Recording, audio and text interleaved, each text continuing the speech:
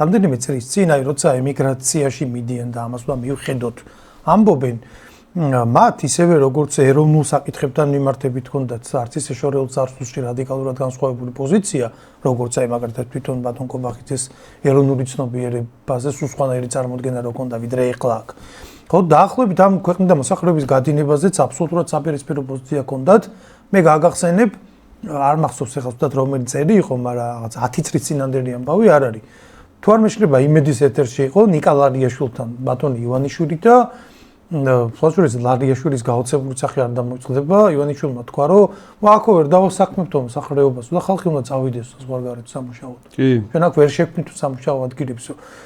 აი ეს პოლიტიკა ჰქონდათ მათ წლების წინ და ამის შედეგია ხო რაც გვაქვს. ეს ხო შემთხვევით არ მომხდარა. ჩვენ ვეცადეთ, მაგრამ მეც ვერ მივაღწიეთ კი არა. პირიქით კაცო, ეცადნენ რომ ეს ხალხი წასულიყო.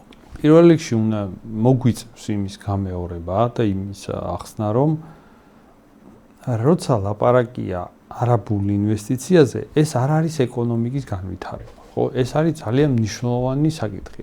მე არ ვიცი, რატო დაჟინებით იმეორებს ქართული ოცნება, რატო ლაპარაკობს საერთოდ ეკონომიკის განვითარებაზე, მაშინ როცა ამ პროცესს ეკონომიკის განვითარებასთან არანაირი კავშირი არ აქვს, ეს არ არის განვითარება. ეს არის საერთოდ განვითარება სიტყვა ძალიან შეცდომით გამოიყენება ამ საკითხს. ეს არის რაღაცა ტერიტორიების გაყიდვა. ეს არ არის ეკონომიკის განვითარება. ხო, ამიტომ როცა ქართული ოცნება ამ თემაზე საუბრობს და არგუმენტად იშველიებს იმას, რომ ეკონომიკას ჭირდება, ეგ ძალიან არასწორია, ეგ საერთოდ დამღუპველი შეხედულებაა, თუ კი ვიღაცა ეგრე მიიჩნევს, რომ საქართველოს ეკონომიკას ესე ჭირდება, პირიქით. ანუ პირიქით არის საქართველოს ეკონომიკას ჭირდება, რომ ეს პროცესი შეჩერდეს. საერთოდ არ არსებობს გადმოსახედი, არ არსებობს მიდგომა, რომლიდანაც ეს არაბული ინვესტიცია კარგი. ეგეთი რამე არ არსებობს, იმიტომ რომ თუ ჩვენ საუბრობთ ეკონომიკაზე, ეკონომიკის განვითარება შეიძლება კიდევ ერთხელ ვიმეორებ, ეს როგორც ჩანს ვიღაცებს არ ესმით და სამწუხაროა როცა მთავრობაში არ ესმით ეს და ამას ხალხს კიდევ და კიდევ ეუბნები. ეკონომიკის განვითარება შეიძლება ჩაითვალოს მაგალითად საწარმოების გახსნა, მაგალითად რაღაცა გარედან შემოსული პროდუქცია ექსპორტზე პირველ რიგში დაბაზრის კი, მაგალითად ჩვენი პროდუქციის გარეთ ახალ ბაზარზე გატანა. ეს არის განვითარება. ეს არის ჩვენი ეკონომიკა რა დონეზეც იყო, გადავიდა შემდეგ საფეხურზე. ასეთი რაღაცას ნიშნავს, მაგრამ ჩვენ რომ ავიღოთ და უძრავი ქონება გავყიდოთ, ეს არ არის განვითარება, ეს არის გაყიდვა, ამას ქვია გაყიდვა, ეს არ არის განვითარება. ამიტომ სიტყვა განვითარების გამოყენება ამ სიტუაციაში არის ძალიან არასწორი, უბრალოდ არალოგიკური, შესაბამისად შეცდომაში შევყვანი მოსახლეობის. ხო და რაც შეეხება ეკონომიკის განვითარების კუთხით, ეს პროექტი არის დამაზიანებელი. ეს პროექტი საერთოდ არაფერს არ ანვითარებს, ეს უბრალოდ ჩვენს შესაძლებლობას, ჩვენს ქვეყანას უქმნის მეტ დემოგრაფიულ პრობლემებს, რაც ეკონომიკაზე აისახება უარყოფითად, ჩვენს ქვეყანაში ქმნის ასევე სხვა პოლიტიკური ელემენტების შემოვლენ, რომლებიც ჩვეულებრივ უსაფრთხოების პრობლემებს გამოიწვევენ და ასე შემდეგ. ამიტომ ეკონომიკის კუთხითაც ეს პროექტი ცუდია. თუ ვიღაცა საკითხს აყენებს ასე რომ ჩვენ ტერიტორია გავყიდეთ, რა თქმა უნდა, რომ გავყიდეთ, ფული გადაგვიხადეს და თუ ვიღაცა საკითხს აყენებს ასე რომ ეს ერთჯერადი ფული რამის მომტანია, ეგ საერთოდ უცოდინრობასთან გვაქვს ჩვენ საქმე, ეკონომიკა ზოგადად როგორ მუშაობს, ეგ ფული არაფრის მომტანი არ არის, ეგ სინამდვილეში ისე განიავდება და ვიღაცების ჯიბეში ისე წავა, რომ არაფერზე არ აისახება დიდად. ეგ აისახება მხოლოდ იმაზე, რომ ჩვენი დემოგრაფიული სურათი უფრო გაუარესდება. მხოლოდ მასეთ მოვლენაზე აისახება. ამიტომ მე როცა ხელისუფლების წარმომადგენლები მესმის მათგან საუბარი რომ ეკონომიკაზე საუბრობენ და ერთადერთი პოზიცია ეს მესმის მე სხვა რამე გამამართლებელი ამ ინვესტიციის არ მესმის როცა მესმის ეკონომიკის გადმოსახედიდან ამაზე საუბარი ეგ აჩვენებს იმას რომ საერთოდ კარგი მხარე ამ ინვესტიციას არ გააჩნია ზუსტად მანდედან გამომდინარეობს ის რომ პრემიერი როცა მოდის უშუალო დებატებზე რაღაცა ზედმეტად ყველაფერს ეთანხმება საერთოდ არ შეუძლია რომ რაღაცას დიდად ოპონირება გაუწეს ყველაფერზე თანახმა ყველაფერს ეძახის რომ კი ეგრეა ხო მაგას ეგ ზუსტად მანდედან გამომდინარეობს იმიტომ რომ არ არსებობს საკითხის მათ ერთადერთი რაც შეუძლიათ ისინი წავიდნენ და საკითხი ისე დააყენონ რომ თითქოს ეგ პრობლემა არ არსებობს მაშინ როცა არავინ დისკუსიაში არ იმყოფება მათთან ხო შორის ეგ ბოდიში რაკარი ძალიან საინტერესო სტრატეგია ყველაფერზე დათანხმება ყველაფერში მართალი ხარ მათ შორის კი რაღაცების გავაფუჭე მაგალითად აი სტამბულის კონვენციაზე რო იყო ლაპარაკი კი მართალი გადასახედიან მანდაც ამით ცდილობს შენთან არ შემოვიდეს დისკუსიაში რატო იმიტომ რომ იცის რომ წაგებულია უკვე დისკუსიაში კი დისკუსიაში უბრალოდ ნახე თეორიული შანსიც არ აქვს იმიტომ რომ ყველა თანხმდება რომ არ შეიძლება აქ დისკუსიაში წამგებიანია მისთვის საინტერესო იყო აი სტატისტიკასთან დაკავშირებით ეხლა რადგან შენ ამ დებატებს შეეხი ხო ჩვენ რაღაც ხადია ჩვენი საუბრის თემა ეგ არ არის მაგრამ საქსტატის მონაცემი რო აცდენაშია ეს მათემატიკისში რო გაუჭირდა ძალიან ციფრებში ესე იგი 2014-ის მონაცემები და მე ბოლო აღწერა 24-ის და რანაირად გამოდის 257,000 მიგრანტი მარტო პირიქით დაახლოებით 9 მილიონზეა ლაპარაკი ორჯერ მეტია უცოტა და აი მან ძალიან მარტივი გამოსავალი მოძებნა 2014 წლის აღწერა უბრალოდ არასწორად ჩატარდა ანუ არას ბიჭო აი მან მთელი რიგი უბრალოდ გასაგებია რომ ის ფორმატი არ იძრეოდა მაგის საშუალებას და ეგ კიდე ცალკე საკითხია ის კიდე ორი ადამიანი რო იჯდა იმას იქ რა უნდა და განსაკუთრებით არაბიზაციის თემაზე გირჩი პირიქით იქით ხელისუფლების მხარეს უნდა მჯდარიყო იმიტომ რომ მაგ თემაში იმათ წინააღმდეგ კი არ არის იმათ მხარეს არის მაგრამ მაგას დავანებოთ დავით ეგ მთელი პირიქით თუ არასწორად ჩატარდა მან მთელი შეკითხვების წყება ჩნდება რომ აქამდე არ გითქვია ეს 12 წელია არ გითქვიათ დევ საქსტატის ოფიციალურ ვებგვერდზე ეგ მონაცემი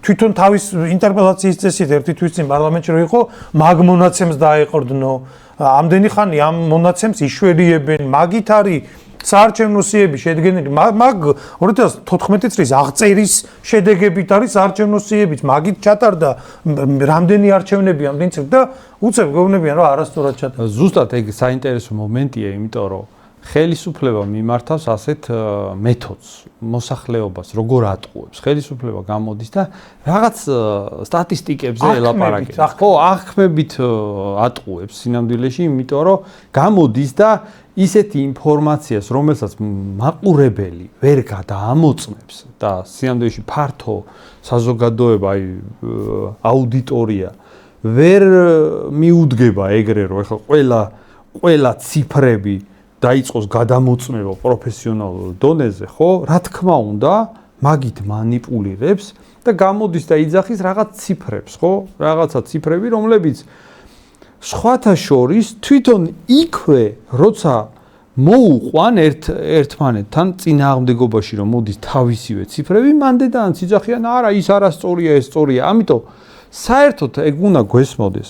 მთავრობის მხრიდან გამოსვლა და ამ ციფრების საუბარი სტატისტიკებზე ლაპარაკი გამოჩნდა ის რომ არ არის დამაჯერებელი სინამდვილეში და ეს არის იაფასიანი მეთოდი მოსახლეობას შეცდომაში შეიყვანოს.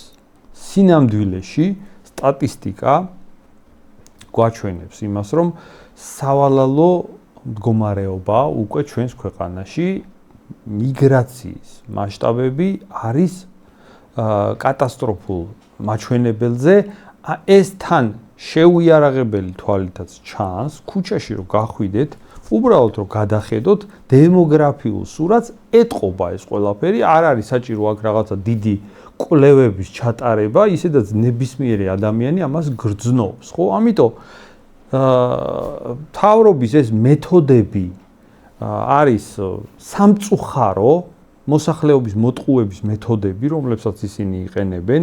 ერთის მხრივ ისინი აპელირებას ახდენენ რაღაცა ბევრ ფულზე და ფულზე ლაპარაკობენ, რომ აი ეკონომიკაში ბევრი ფული შემოვა. ეგ ფული კიდევ ვიმეორებ, განვითარებას საერთოდ არ გულისხმობს, არაფერი მანდ განვითარებასთან კავშირში არ არის.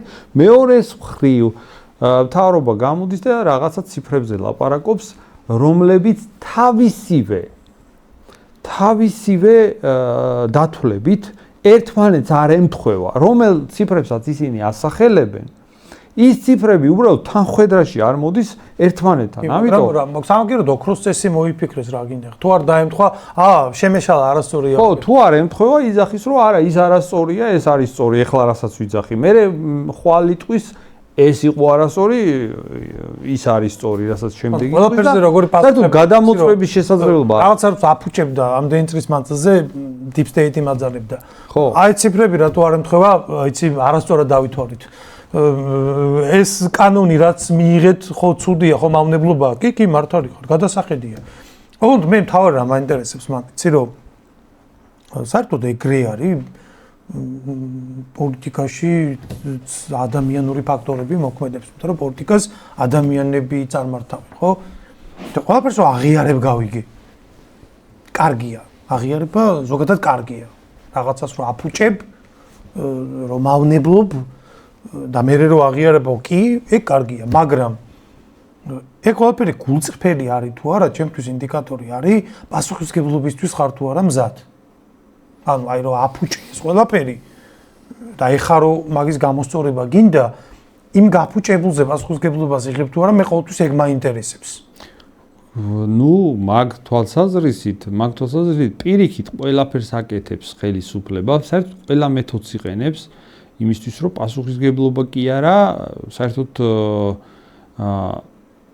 პასუხისმგებლობა საერთოდ რომ როგორც ასეთი მოვლენა რომ არსებობს, ეგ ყველას დაავიწყდეს. მაგისთვის აკეთებს ყველაფერს, ხო? ზოგადად ეგ შოუც რისთვის არის? ეს დებატები რისთვის არის, ხო? ეგ არის ილუზია. ეგ დებატები არის ილუზია სინამდვილეში, რომ თითქოს რაღაცა ხდება. სინამდვილეში ეს არის ისე დადგმულიც, თავისი დადგმის დრამატურგიაც რო განვიხილოთ, ხო, ისეა დადგმული, რომ მან დიდად რამის განხილვა გამოდისო, რო ვთქვა, დიდად არც საფრის განხილვა არ გამოდის, ხო? ამიტომ მაგითი იმის თქმა მინდა, რომ ყველაფერი გამოყენებული არის ხალხის მოტყუებისთვის, ხალხის შეცდომაში დროის გაწელვაზე და გადაგორებაზე. ანუ სინამდვილეში ყველა მექანიზმი გამოიყენება მაგისთვის და მაგაში ხალხმა ის დასკვნა უნდა გააკეთოს, რამხელა ძალისხმევა იხარჯება ზოგადად მოსახლეობის შეცდომაში შეყვანა, ზოგადად პროპაგანდის საშუალებებზე რამხელა ძალისხმევა იხარჯება და მაგ ძალისხმევის წინააღმდეგობის გაწევა მაგ ძალისხმევისთვის არ არის მარტივი მოცემულობა, იმიტომ რომ იქით არის ძალიან დიდი რესურსები, დიდი პროპაგანდის საშუალებები, მთელი სახელმწიფო სტრუქტურა და აქეთ რაღაც ადამიანების ერთობა, რომელიც ერთადერთი გზა, რომელიც შესაძლებელი თუ შეგვიძლია ვთქვათ, რომ ეფექტურია, არის ის, რომ ჩვენი ერთობა უბრალოდ უნდა გაიზარდოს, უფრო მეტი ადამიანი უნდა შემოგვიერთდეს და ჩვენ ერთმანეთი უნდა გავიტანოთ ამ პროცესში. მხოლოდ ასეა შესაძლებელი ასეთ მანქანას დაუპირისპირდეს. სხვანაირად გამორიცხულია. სხვათა შორის აი ის ოპონენტებიც საქართველოს პოლიტიკაში ისეა წარმოდგენილი, რომ ეგ ყველაფერიც გათვლილია, რომ ხალხში შექმნას ცრუ რაღაცა დაპირისპირების განწყობა. ანუ იქმნება რაღაცა თითქოს პროცესია, რაღაც დაპირისპირება არსებობს, ვიღაცა ძალიან ნერვიულობს, ვიღაცა ძალიან სიტყვით გამოდის. ეგ სინამდვილეში არის იმისთვის, რომ მოსახლეობას აი ეს დაპირისპირების ჩარჩოები შეუქმნა. იგივე მაგ ფუნქციას ასრულებს ნაციონალური მოძრაობა უკვე ამდენი ხანია, ხო? ვითომ რაღაც ეხლა კიდე გაერთიანდნენ და კიდე რაღაცა ერთობა შეიკრა ნაციონალური მოძრაობის, რომელიც ეხლა დაამხობს მთავრობას და ეხლა იწყება რევოლუციური განწყობები, ხო? ანუ ეს არის კალაპოტი მოსახლეობის განწყობებისთვის. ესა პროპაგანდა აძლევს მოსახლეობას არჩევანს. თვითონ იგონებს იმ არჩევანს, რომელიც მოსახლეობას უნდა რომ კონდეს და სხვა არჩევანს არ უტოვებს. ეს არის ამაზე იხარჯება უზარმაზარი ძალისხმევა. ამიტომ ეს არაბიზაციის პრობლემა, რომელიც სახეზეა, უნდა გვესმოდეს, რომ მოგვარებისკენ არ წასულა. ამის მოგვარებისკენ წაყვანის ერთადერთი გზა არის საზოგადოების მეტი აქტივობა. მეტი აქტივობა ამის ჩვენ უნდა გვესმოდეს, რომ ხელისუფლება მისი რიტორიკისგან, მისი ქმედებებისგან, მთელი მისი მოღვაწეობისგან საინფორმაციო საშუალებებში იმის დემონსტრირებას ახდენს, რომ მოგვარებას არ აპირებს. მხოლოდ ძალისხმევა არის მიმართული იმისკენ, რომ თითქოს ეს პრობლემა არ არსებობს, თითქოს ეს რაღაცა ეკონომიკის განვითარებას იწვევს, თითქოს საერთოდ არაბიზაცია არ არსებობს. მაგაზეც მინდა ორი სიტყვა თქვა არაბიზაციის თემაზე და ზოგადად ეს შემოსული. სხვადასხვა ეს ბოდიშირაგრი სანამ მაგაზე გადახვალ, აი კონკრეტულად არაბიზაცია რო ამათმა შეთანხმებულად ამოიღეს. მიზანში არა მარტო ქართული ოცნება შიგნით ბირთვი ერთი რიტორიკით საუბრობს, არამედ ეს დაქირავებული ხელფასიანი არამკითხემოვანბეები რო ყავთ, ეს კოლექტიური ხაინდრავები და კიდევ ვიღაცები რო არიან ეს ესე იგი რო არ აღიარებენ რო სინამდვილეში პროოცნებისტური ხალხი როა, მაგრამ სინამდვილეში ანუ არამკითხეები რატო არიან, ჩვენი კრიტიკის და შეკითხვების ადრესატი არის ოცნება და ეს ხალხი რატო პასუხობს სრულიად გაუგებარია. თუ ოცნება არ არის ეს ხალხი და ოცნებისგან არ ფინანსდება. ეგ ხალხი ზუსტად მაგას იმეორებს, რომ კონკრეტულად მაგ სიტყვაზე აქვს პრეტენზია. სხვა აქ სტუდიაშიც მეუბნებოდა ერთი ადამიანი, რომელიც ოპონენტად მეჭდა, რომ აი კონკრეტულად არაბიზაცია დაიხვიათ იცი რომ აი ამაზე რატო ლაპარაკობთ, სულ სხვა თემაზე ლაპარაკობთ, ვიღავით მოსული და აი ეს არ არის ხო შემთხვევით, ეს ხო არ არის დამთხევა, ეს არის კონკრეტული იქ შიგნით მესეჯ ბოქსი, რომ აი ამაზე შეუტიეთ. რატო ეს ხვდებათ ყველაზე მეტად? არაბიზაცია ტერმინი, თუ ტერმინზეა საუბარი, ტერმინი არის ძალიან კარგი. მე ძალიან მომწონს ეგ ტერმინი. სამწუხაროდ ჩვენი მოგონილი არ არის ეგ ტერმინი. მე ვისურვებდი რომ ჩვენი მოგონილი ყოფილიყო ეგ ტერმინი, იმიტომ რომ საკმაოდ კარგი ტერმინია, ეფექტური ტერმინია. ზუსტად ასახავს, ანუ ეფექტურობა რა არის? პროცესს ასახავს 100%. ერთი სიტყვით ასახავს ძალიან ბევრ რამეს პოლიტიკაში მიმდინარე პროცესებში. ერთი სიტყვით როცა ასახავს, ეგ არის კარგ ტერმინს ნიშნავს. ეხლა ვიღაცას თუ უნდა რთულად რაღაცების ლაპარაკი, ეგ პირიქით ცუდი ეგ პოლიტიკას არ უყვარს ეგეთი საუბრები. ამიტომ სამწუხაროდ ეგ არ არის ჩვენი მოგონილი ტერმინი, ეგ ხალხში გაჩნდა ეგ ტერმინი, ყოჩახ იმ ხალხს, ვინც ეგ ტერმინი გააჩინა, მე მაგ მიმართულებით ვიტყოდი, რომ საქართველოს მოსახლეობის კარგ თვისებებზე მეტყველებს ზოგადად ეგეთი ტერმინები რო ჩდება, მაგრამ როცა ხელისუფლების პროპაგანდისტები და ეს დაქირავებული ჯგუფები მაგაზე საუბრობენ, თითქოს ტერმინია რაღაცა პრობლემის შემცველი და რაღაცა, ისინი უბრალოდ ცდილობენ იმას, რომ ყურადღება გადაიტანონ უმნიშვნელო საკითხებზე. ვისაც ეგ ტერმინი არ მოსწონს, არ არის პრობლემა, მეგობრებო, სხვა ტერმინი გამოიყენეთ, არავინ არ აყენებს საკითხზე, რა ტერმინიც გინათ ის გამოიყენეთ და ილაპარაკეთ ამ პრობლემაზე.